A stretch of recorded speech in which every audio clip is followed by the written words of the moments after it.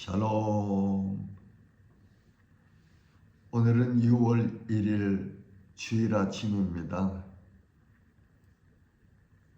5월이 지났고 새로운 또 6월을 맞이하게 됐네요. 6월이 되니까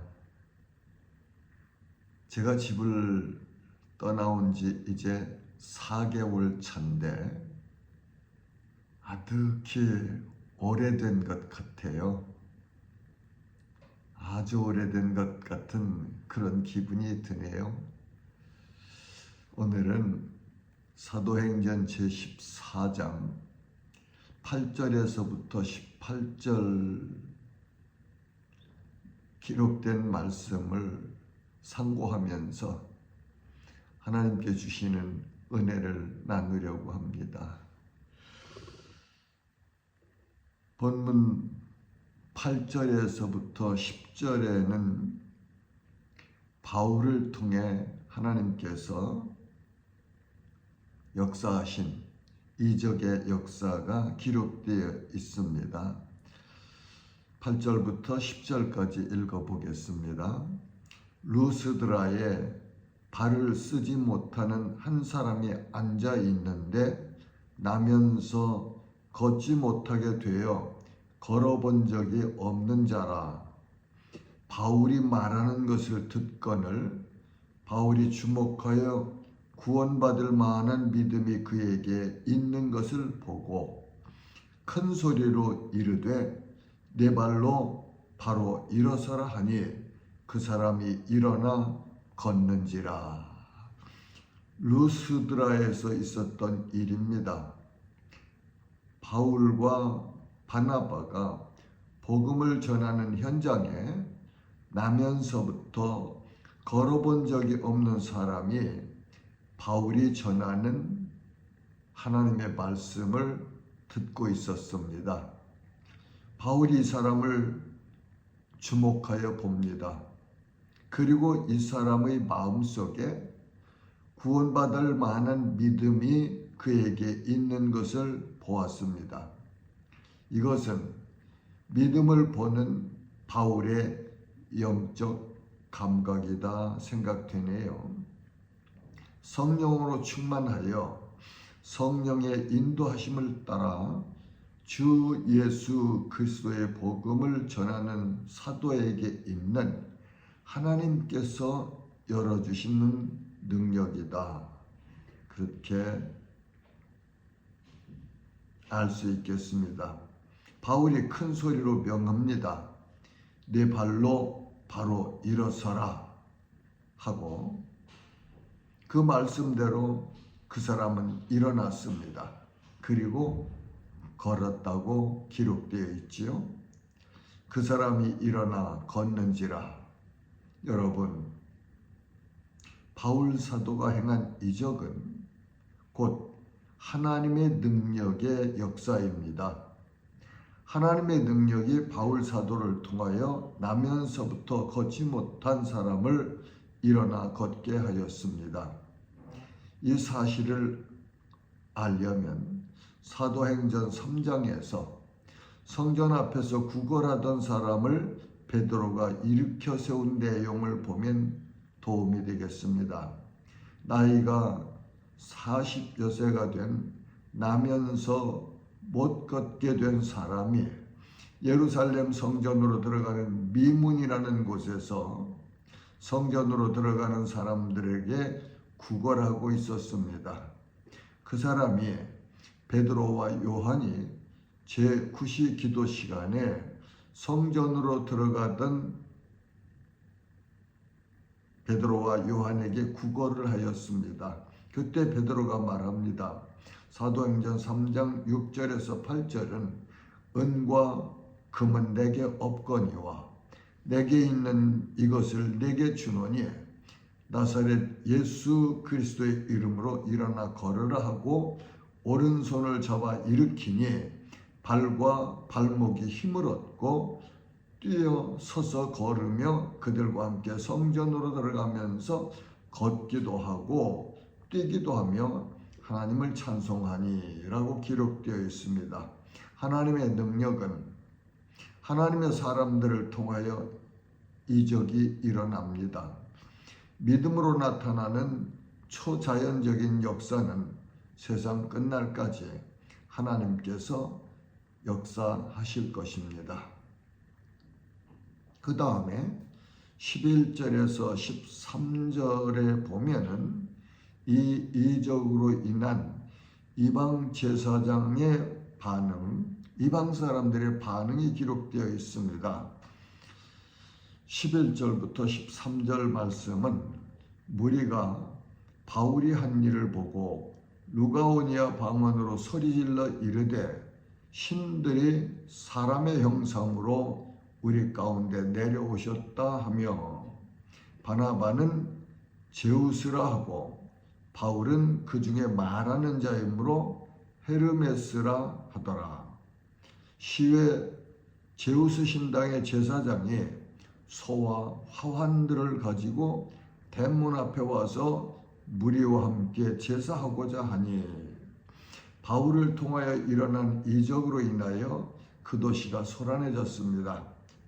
그 도시 사람들 중에 이 현장을 본 사람들이 앞장을 서서 외쳤을 것입니다. 그들의 방언으로 큰 소리로 신들이 사람의 형상으로 우리 가운데 내려오셨다 하며 바나바를 제우스라 하고 바울은 헤르메스라고 하였습니다. 여기서 몇 단어를 살펴보고자 합니다. 먼저 루가오니아 방언은, 루가오니아는 고대 소아시아 지역의 한 곳으로 현재의 터키 중부에 위치한 지역입니다.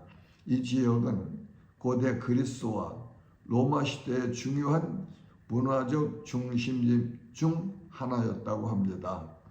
루가오니아 방언은 이 지역에서 사용되던 고유한 언어였던 것을 알 수 있습니다. 제우스 신은 그리스 신화와 로마 신화에서 가장 중요한 신 중의 하나로 12신 중에 올림푸스의 주신이자 우주를 주관하는 신으로 믿었습니다. 이건 신화예요. 사람들이 만들어낸. 제우스는 신들 중에서 가장 강력한 존재로 믿었습니다. 그리고 로마 신화에서는 유피테르로 주요 신 중에 하나로 숭배되었다고 합니다. 그 다음에 헤르메스는 그리스 신화에서 중요한 신이며 로마 신화에서는 메르크리오스로 알려졌습니다. 헤르메스는 신들의 메시지를 전달하는 역할을 한다고 믿었다고 합니다. 우리는 바울을 통하여 나타난 이적이 하나님의 능력으로 이루어진 것으로 믿는데 당시 그 지역 사람들은 전혀 다른 이해를 하고 있는 것을 볼 수 있습니다. 그들은 그 당시에 자기들이 알고 믿고 있는 그리스 신화나 아니면 로마 신화를 통하여 일어난 이적을 해석하려고 하고 있는 것을 볼 수 있습니다. 이것이 세상 문화와 성경이 전혀 다른 것을 우리에게 알려주시는 메시지입니다. 제가 말하는 세상 문화라는 것은 인본주의적이며 인간들이 만들어내는 사상과 신화와 문화를 의미하고 있습니다. 하나님의 말씀인 진리와 빛이신 예수 그리스도를 모르는 사람들이 사는 문화는 모두가 사람이 만들어낸 것들입니다. 그러므로 세상 문화는 어두움이고 육체적인 것이며 음란하고 심판을 기다리고 있는 문화입니다. 세계관에는 기독교 세계관과 인본주의 세계관이 있습니다. 성도들은 하나님의 은혜로 예수 그리스도를 주님으로 믿어 사망에서 생명으로 옮겨진 구원받은 사람들입니다. 그리고 진리의 하나님의 말씀인 성경을 읽고 듣고 배워서 하나님의 빛 안에 거하는 사람들입니다. 요한일서 5장 15절에서 17절 말씀입니다. 이 세상이나 세상에 있는 것들을 사랑하지 말라. 누구든지 세상을 사랑하면 아버지의 사랑이 그 안에 있지 아니하니 이는 세상에 있는 모든 것이 육신의 정욕과 안목의 정욕과 이생의 자랑이니 다 아버지께로부터 온 것이 아니요 세상으로부터 온 것이라. 이 세상도 그 정욕도 지나가되 오직 하나님의 뜻을 행하는 자는 영원히 거하느니라고 말씀하십니다. 그 다음에 14절에서 18절까지의 내용은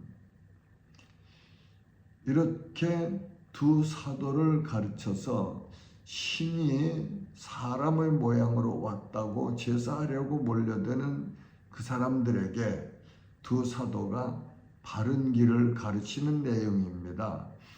제가 읽어보겠습니다. 14절부터 18절 말씀을. 두 사도 바나바와 바울이 듣고 옷을 찢고 무리 가운데 뛰어들어가 소리질러 이르되 여러분이여 어찌하여 이러한 일을 하느냐. 우리도 여러분과 같은 성정을 가진 사람이라. 여러분에게 복음을 전하는 것은 이런 헛된 일을 버리고 천지와 바다와 그 가운데 만물을 지으시고 살아계신 하나님께로 돌아오게 함이라. 하나님이 지나간 세대에는 모든 민족으로 자기들의 길들을 가게 방임하셨으나 그러나 자기를 증언하지 아니하신 것이 아니니 곧 여러분에게 하늘로부터 비를 내리시며 결실기를 주시는 선한 일을 하사 음식과 기쁨으로 여러분의 마음에 만족하게 하셨느니라 하고 이렇게 하여 겨우 무리를 말려 자기들에게 제사를 못하게 하니라 하고 기록되어 있습니다. 두 사도는 자기들을 신으로 인정하고 제사를 지내려고 하는 사람들을 만류하기 위하여 자기들의 옷을 찢으며 막았습니다. 그리고 자신들도 여러분들과 똑같은 사람임을 선포합니다. 자신들이 복음을 전하는 것은 이러한 어둠의 일을 버리고 빛과 진리이시며 생명이신 예수 그리스도를 통하여 천지의 주제이시며 창조주이신 하나님께 돌아오도록 하려는 것이라고 설명을 합니다. 사도들은 하나님의 일반 계시의 설명을 통하여 하나님의 주제하심과 만유의 주되심을 알려주었습니다. 이렇게 하여 그들이 자신들에게 제사하려는 것을 막았습니다. 이후 바울 사도는 빌립보 교회에 보내는 편지에서 다음과 같이 말합니다. 빌립보서 1장 20절 나의 간절한 기대와 소망을 따라 아무 일에든지 부끄러워하지 아니하고 지금도 전과 같이 온전히 담대하여 살든지 죽든지 내 몸에서 그리스도가 존귀하게 되게 하려 하나니라고 말씀하지요. 이는 성도들의 모든 삶을 통해서 하나님이 기뻐하시는 삶이 나타나야 하고 그리고 성도들의 삶을 통해서 나타난 하나님의 이적을 통해서는 오직 하나님께만 영광을 돌려드려야 된다 하는 내용이죠. 로마서에서는 너희는 이 세대를 본받지 말고 오직 마음을 새롭게 함으로 변화를 받아 하나님의 선하시고 기뻐하시고 온전하신 뜻이 무엇인지 분별하도록 하라고 권면합니다. 사랑하는 지체 여러분, 복음은 진리입니다. 복음은 어두운 세상과 사망의 풍조에서 생명으로 인도하는 능력입니다. 복음의 주제는 곧 하나님의 독생자 예수 그리스도이십니다. 예수님은 하나님의 뜻을 이루시려고 하늘에서 영이신 하나님이 친히 낮고 천한 이 땅으로 사람의 몸을 입고 오신 사건입니다. 하나님을 배반하고 하나님을 부인하고 하나님을 멸시한 우리들의 모든 죄는 마땅히 형벌을 받아야만 할 것이 우리가 지고 있는 짐이며 저주요 심판이었습니다. 이러한 우리를 사랑하시어 하나님은 독생자 예수를 이 땅에 보내시어 아무 죄도 없으신 예수님께 모든 믿는 자들의 죄를 대신 지으시고 하나님의 어린 양으로 십자가에서 희생의 제물로 죽게 하셨습니다. 예수님은 죽으셨고 장사한 지 사흘 만에 하나님의 능력으로 다시 살아나셨습니다. 예수님의 죽으심은 우리의 죄와 허물이 예수님과 함께 죽은 것이고 예수님의 부활은 곧 우리 성도들의 부활입니다. 예수님과 함께 죽은 자들은 예수님과 함께 반드시 부활할 것입니다. 성도들은 하나님의 은혜를 찬양해야 합니다. 성도들은 내가 받은 구원의 은혜를 깊이 감사해야 합니다. 그리고 아직도 복음을 듣지 못하고 믿지 않는 이웃들에게 복음을 전해야 할 책무가 있습니다. 마가복음 16장 15절에서 18절 말씀입니다. 너희는 온 천하에 다니며 만민에게 복음을 전파하라. 믿고 세례를 받는 사람은 구원을 얻을 것이요 믿지 않는 사람은 정죄를 받으리라. 믿는 자들에게는 이런 표적이 따르리니 곧 그들이 내 이름으로 귀신을 쫓아내며 새 방언을 말하며 뱀을 집어 올리며 무슨 독을 마실지라도 해를 받지 아니하며 병든 사람에게 손을 얹은즉 나으리라 하시더라는 말씀입니다. 하나님의 한량없으신 사랑과 우리 구주 예수 그리스도의 은혜와 성령의 기름 부으심과 동행하심이 항상 우리와 함께 하시기를, 여러분들과 함께 하시기를 주님의 이름으로 축복합니다. 샬롬.